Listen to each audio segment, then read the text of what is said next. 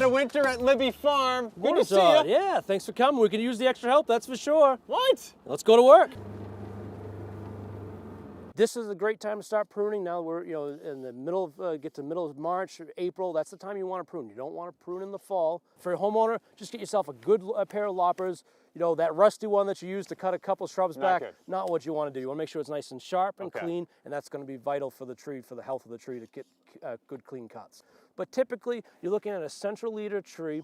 You want to have your main center is going to be what stays on for the life of the tree. Yes. Goes up, kind of a cone shape. So you get your outside, your bottom branches are going to be the widest. Got it. And it's going to narrow as it get up to the top. And that's the biggest part, is for light. You need light to get in there. Now there's different types of pruning cuts, and when we start to cut back, we kind of want, if we're going to do a heading cut, we'll make sure that we cut back to something that's coming out. Got it. So I can just literally come in here, because this is a nice fruit spur right here.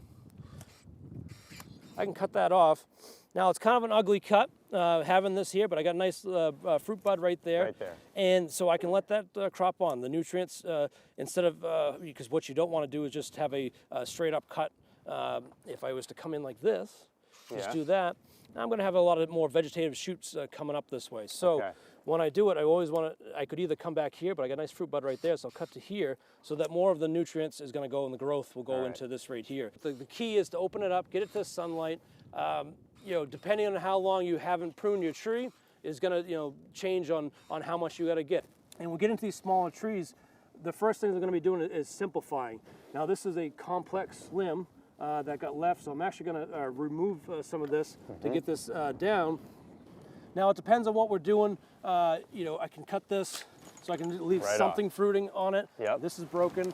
Anytime there's a broken limb, you always cut it back. You never leave that broken limb. There's other principles of the 50% rule. And the 50% rule, especially when you get into these dwarf or rootstocks, is the branch, you do not want it to be 50% more than 2 inches above on the trunk. So as we can see, this is definitely a lot more than 50%. Oh, yeah. Closer probably to 70 You're talking about the diameter of the branch, exactly. So what that will do is this is going to be a more vigorous branch, and it's going to take the nutrients and keep making this branch bigger and bigger. It's going to suck off of that main line. Your top, and then also that's going to, as it gets bigger, you're going to shade. Aaron, I'm having a little deja vu. I feel like I've been here before. This is the peaches. What do you think about them for pruning?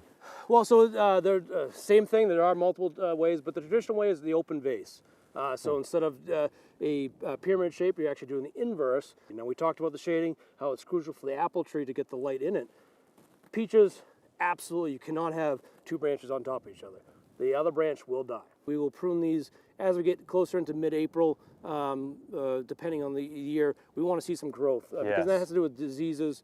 The peach tree, everything about the peach tree is a little more finicky than the apple tree, but so we will actually prune these once we start seeing some vegetative growth. One of the things that we do for the winter, that is twofold, because you have Mother Nature worried about in the wintertime, but you're also worried about animals, rodents, deer. What's the answer? Physical barriers to keep the deer out. You can do different things, soap, high smelling soaps if we have an issue with the fence area, but the key thing is the fence, is to physically keep them out. The mice, the little sons of guns, can be underneath the snow ground and then chew on the bark, and actually that will kill the tree, because it's only the very small cambium layer that's the actual part of the tree that's on the outside, right? Yep, and if they nibble all the way around, that tree's done. The whole vascular system's gone. Yeah. So it's so crucial to keep up with mice, and there's different ways of doing it. There's mice guards, mesh, and there's plastic wraps.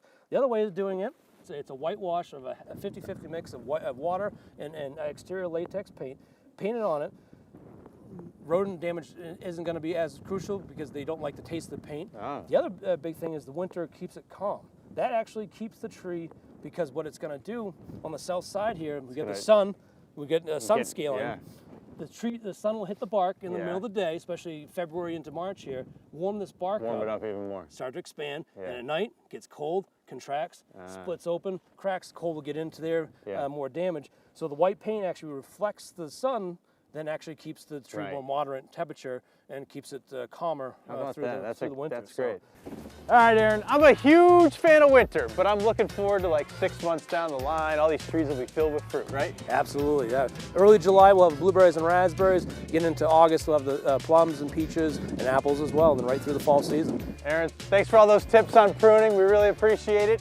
Hey, come check out Libby Farm in the summer when this place will be blooming and beautiful. And we'll see you next time on Gardening with Gutner.